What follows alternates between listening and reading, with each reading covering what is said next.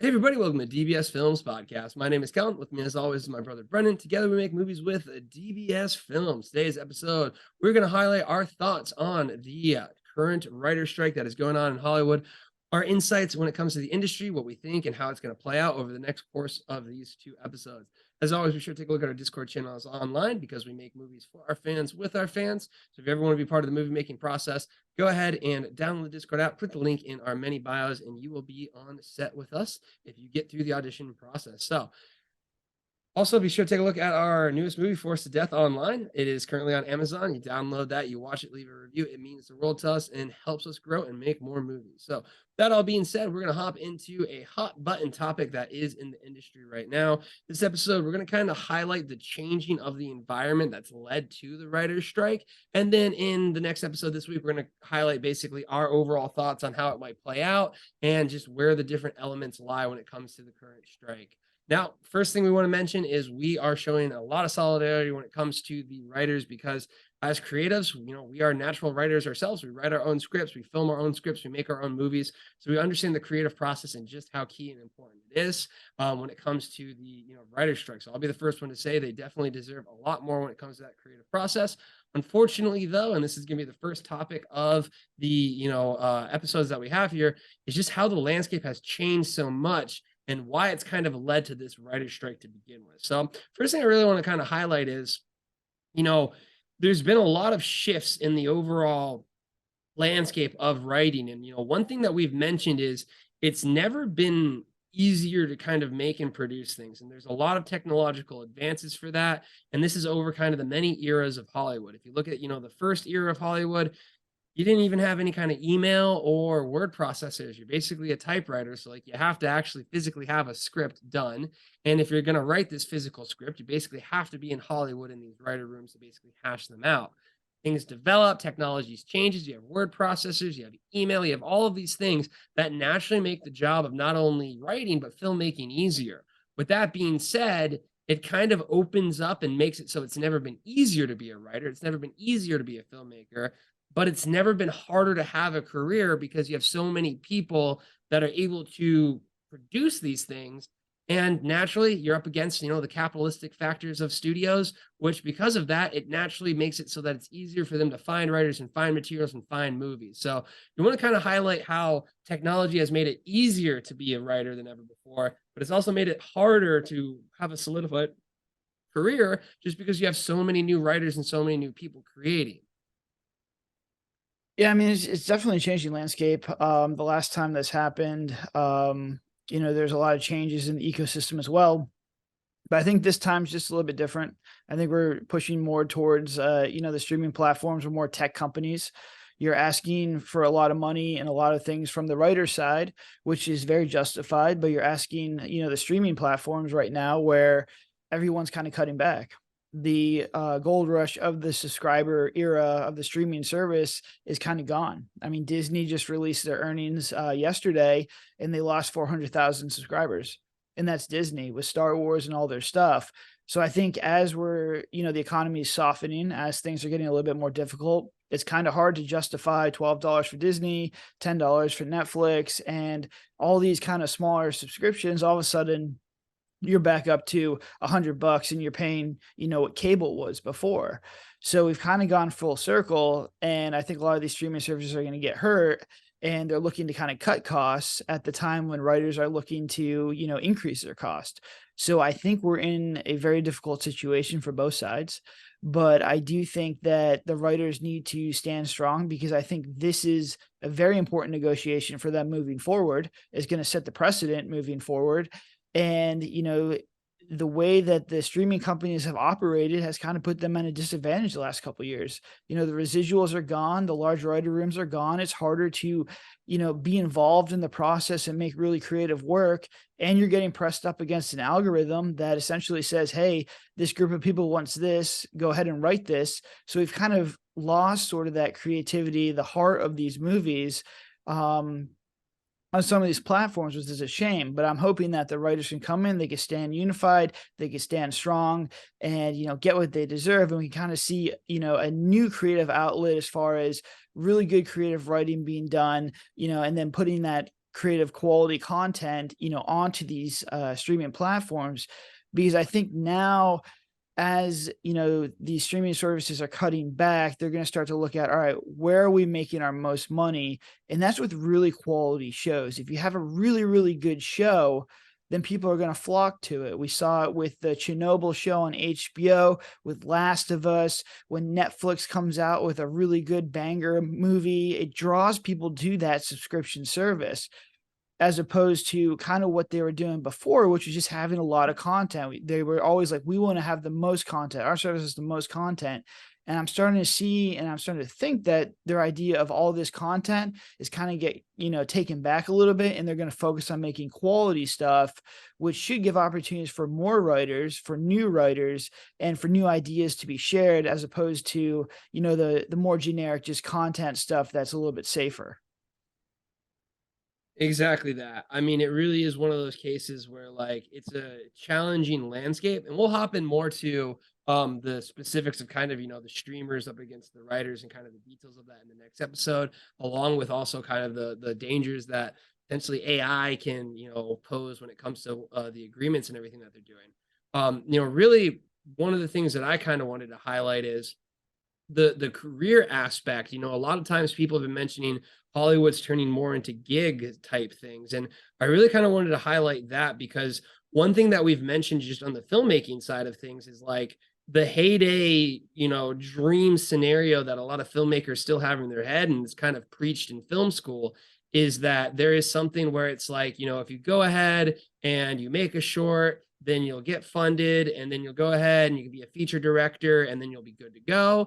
And then if you look at like on the writer's side, you get on like the blacklist, and they pick up your movie, and now you're going to be a famous star. Like you're basically gonna have the support, when really what's shifted now is you really need a final product. You need to have that final movie, which is where we find DBS. We take care of everything. We get a final product out there.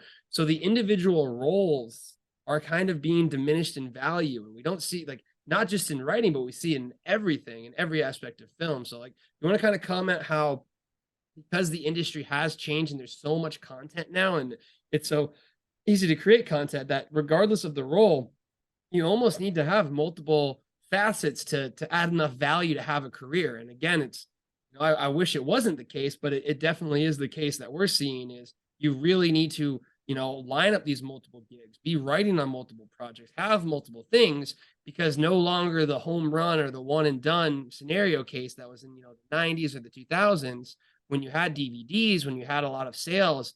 That whole case has kind of been eroded over the last 2 decades, especially. Yeah, and usually, most people who are working in the Hollywood system are able to work on different things, whether they're actors and writers, whether they're writers and they work behind the camera in some facet, whether a DP that also, does, electrical stuff or does lighting and other stuff. The more the more you can contribute, the more opportunities you're going to get. And as we see the price of these movies continually consolidate, and we're at the micro budget level, but really, if I could hire someone who can do multiple jobs, who can wear multiple hats, that person is much more valuable than someone who is just specialized.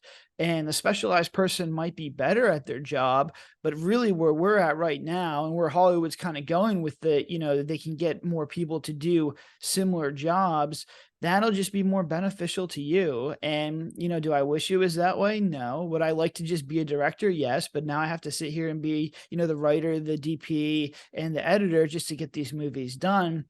And I think that's how you have to make, indie films going forward. I don't think this is going to change. And there's benefits as far as like, I'm one chain of communication, that the whole vision stays more pure, as opposed to having a whole bunch of other people working on the project. But it is more work, and it's probably less pay for more jobs. But you have to diversify. You have to, be nimble. And, especially if you want consistent work, that's just the nature of the beast, essentially. Costs of movies, everything is coming down. The cameras are coming down. The payments from streaming platforms are coming down. Everything is consolidating. The days of $10 million movies that get their money back on DVDs are gone. So I think the people who are going to be successful in the next 5 to 10 years are the ones who understand that and who remain flexible, who understand and learn as many things as you possibly can on set, which is why we always preach to try and, even if you're brought on set for one job, try and learn as much as you possibly can, because if you're diversified, if you can help out in any way, then I'm always looking for people who can help out, who do multiple roles, who wear multiple hats. Those are the people that I'd much rather bring back, because they can help just take a little bit off my plate. I mean, it really is exactly that. You really have to almost work harder. And I think one of the biggest issues in this industry is, this is not an industry that you do for pay. It's not like finance or even software developing or, one of those higher paying roles that, you essentially take the role because you want to get paid. You take these roles for passion. If you talk to creatives, you want to create, you want to be part of this process. And I think because of that, that almost flips the scale in reverse. And the studios know this, you hear all of the horror stories of Hollywood where you essentially on the lower levels are seen as completely replaceable. And it is something that we strive to try and change here with DBS, in the sense of building our community, rewarding our fans, casting from our community, all of these things to really reward those people who are about it. But in the Hollywood system, I mean, you have a new wave of people every single time that it's not even, them undercutting other people. It's them getting their foot in the door. So I think what you end up seeing is the issue with this with a career is typically in other careers, as you get more experience and as you become higher up in the corporate ladder, you get more stability, you get more, increases in wages and things. Whereas the creative element, because of the shifting landscape, it's kind of the opposite. You really, at any point in time, we see it just on kind of like the video production side of things. For like when we had our marketing business, any new marketing company that wants to get their foot in the door, what are they going to do? They're going to undercut your price. And when at the end of the day, you're looking at that balance sheet as a corporate side of things, the only thing you can guarantee is keeping that budget low. Again, this is nothing that, we're happy exists, but this really is the case of things where I would say the studios do hold the upper hand when it comes to passion, because they can play on people's passion, people that are willing to do this because they're just getting started. And that really ends up making it a much harder career advancement. And I think that's one of the reasons why it's so critical for the writers to strike now, is because they need to solidify this as a career and not just a paid gig or a side job that you can do. Because I mean, it really is something to have a sustainable middle-class life is getting tougher and tougher with these creative industries because of it. Yeah, I mean, there's just a lot of competition. There's a lot of writers who, want to write. And, unfortunately for the film industry, it hasn't had the revolution that the publishing industry has. With the publishing industry, what happened was, with Kindle Unlimited opening up and with Amazon, all of a sudden you didn't need to go to these traditional distribution companies, the big four, the HarperCollins of the world, to publish your or to publish your books. So everyone, all of a sudden, all you had to do is upload to Amazon, and then you could essentially make a lot of money being an author. And that's great. And that, I wish that would happen with the film industry. And it almost happened, back when Amazon opened up their streaming platform where people could upload movies. The difference is it's very easy to write a book, as far as you don't need a budget for a book. You don't need to work with other people for a book. The costs of a book are almost nothing. It's just your time and your ability to write. And with a movie, you're working with a lot of people. It's very hard to make have a strong, solid vision all the way through. You need a budget. You need to know what you're doing. And I think the platform just got flooded with a lot of movies that just were not very good or up to Amazon's quality, and they shut that program down. And now you have Film Hub, and there's, smaller distribution stuff. But, if you're uploading on Film Hub and on some of these smaller platforms, you don't have a team of writers. So that ecosystem never really, expanded. The Hollywood system is still strong, and it's strong as ever right now. And those are the gatekeepers. Those are the people saying, hey, I want this writer, but not this writer. I want this guy and not that guy. So there's not a lot of freedom. You have to really kind of, bend your knee in front of this giant Hollywood machine. And that's exactly what we're seeing right now. It's come to a complete head where you have the writers and the Hollywood system, essentially fighting. And the Hollywood system now is the big streaming platforms. I think it's the streaming platforms and a couple of big studios fighting against the little guys, which is the writers. And how far it's just going to come down to how far each one can, bend before they break.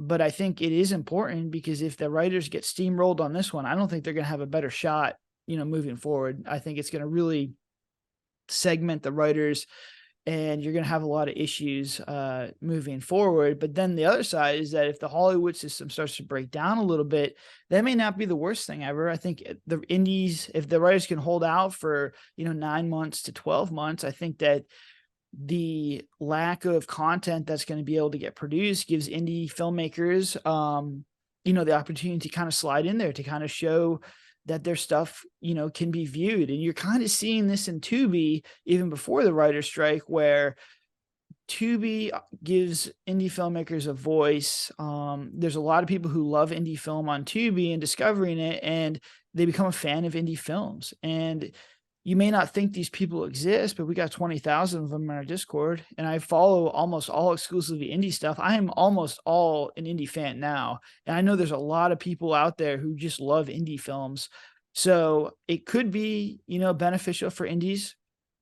I have been told horror stories about the last strike and how the people who got hurt most were indies. That was brought to the rise of the reality TV show stuff, which really gutted international sales for indies. So when I ask people, is this going to be good or bad for indies? The majority of the feedback is this is not a good thing for indies. But I remain optimistic. I do think there's an opportunity. I think there's an opportunity for indie studios. But I have no idea how it's going to play out. Yeah, I mean, it really is going to be interesting, because like there's so many different factors going in here. And I think one of the last things I kind of want to mention is there is also kind of, just from what I'm seeing in the public and kind of just like feedback there, a lot of people are, growing more and more discontent with the Hollywood system, because they're only making remakes. They're making, things that they're not saying are very quality. And I think the reason for that, and this is kind of one of the major things I wanted to, touch on in the sense of the ecosystem changing, is, now the hardest part is not, making a movie and getting it out there. The hardest part is getting eyeballs to it. You have YouTube, you have TikTok, you have all these social media apps.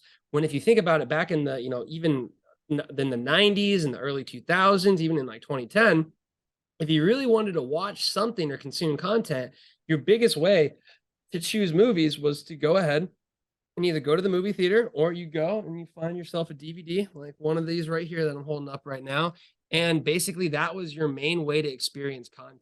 And because of that, there was such a, a safe net for these movie studios to try new things, to try new concepts, to do new ideas. When now, if you look at how much it costs to basically make these big blockbuster movies, the studios are basically giving, their marching orders to the writers to say it needs to hit this beat, this beat, this beat, this beat, and it's a remake, because we know the remake is going to get people out there. So while the public is kind of discontent with seeing all these remakes, and you hear it all the time, the data and the backing shows that this is the safest way for Hollywood to make their money back on these movies. And when you're Hollywood, you're going to go ahead and take that safe bet 10 times out of 10. Yeah, it's a dual-edged sword, where the reason all this stuff is being made is because people do consume it. They like superhero movies. They, especially with theaters being so expensive now, nobody wants to go to a movie and then have it be horrible. And not only are you wasting 2 hours of your time, you're wasting $20 per person. So they see Avengers, or they see Spider-Man, or they see these other ones, and it's a safe movie. They know what's going to, go on. I think we talked about this before with like Adam Sandler. Why Adam Sandler does so well is because you know what you're getting with an Adam Sandler movie. It's going to be comedy, it's going to be lighthearted, and you understand, where it's going to go. So yes, we want to kind of push, unique and creative ideas, but people have to embrace these creative ideas. You can't just make these things and nobody goes to see them. It's just not going to work. So I think there is a happy medium in there. I do think you have to make things that people are interested in, but you can kind of make them in a unique and new creative way. There's a lot of stories that can be told that are really cool, interesting stories that don't need to be Marvel movies. And I think a lot of these stories are being told on the indie forefront right now. We just made a movie with the Shapeshifter. That's a cool concept that you rarely get to see. And that movie did really, really well. The first month was very good. So there is an opportunity to get people's eyeballs on there as long as you're making cool, unique stories. But I do think, there is a fine line. You can't be just going off making black and white movies with no sound that are like dubbed over in French. That's just not going to work. But I do hope, my biggest hope is that, as these streaming platforms are going to look for a little bit more filler content, they kind of go to indies, which is just a little bit different voice, which is telling a little bit different story. And everyone's so burnt out from the traditional movies that they're like, hey, like this movie, the cinematography is not that good. Maybe there's some issues with the sound, but the story's wild and I'm here for it. And I think that's kind of like the mindset that we need to have, but it's going to start with the viewer, man. And it's just like, there is a really good subset of people who like movies, especially indie horror movies, that will give indie stuff a shot. But then we also go look at our reviews. There's a lot of people who are like, this sucked. It looked like a high school production, 1 star. And it's like, yeah, dude, because it's not $1 million movie. So it's like, you're going to get a lot of people like that. But I do hope that eventually, and I'm like, what I'm starting to see now is that more and more people are giving indie movies a chance. I think the Facebook groups are a great visibility. Shout out to everyone who had our actors from Force of Death on their podcast. I think podcast is a great way to, cultivate an audience of people who are more leaning indie, who are ready for new stuff. And I think that, it just starts with one new indie fan at a time. And eventually you'll kind of get something what A24 kind of has, which is, a massive indie studio. Well, they're not really indie, but they make kind of indie concepts, kind of quirky movies that are just unique and different. I mean, by all definitions of Hollywood, they're a rinky-dinky, tiny little indie studio still. So, I mean, that's kind of the big one. And seeing them, win with everything everywhere all at once, it really kind of highlights just how they can start to punch up bigger. So that's going to go ahead and wrap up this episode. In the next episode, we're going to basically talk more details about what the writers are looking for, what the streamers are looking for, what potentially the outcomes are going to be. But really, this episode was kind of highlight those macro conditions that are setting them up for what we think is going to be a really, really tough and potentially long strike. As always, be sure to take a look at our Discord channel online. We make movies for our fans, with our fans. So if you ever want to be on set, behind the scenes, any of that fun stuff, be sure to go ahead and take a look at our Discord channel online. Also, take a look at Force of Death. It's currently on Amazon. If you go ahead and buy and review that, it will mean the world to us because it means we get to make more movies. We get to keep on doing what we love. Until then, have a good one.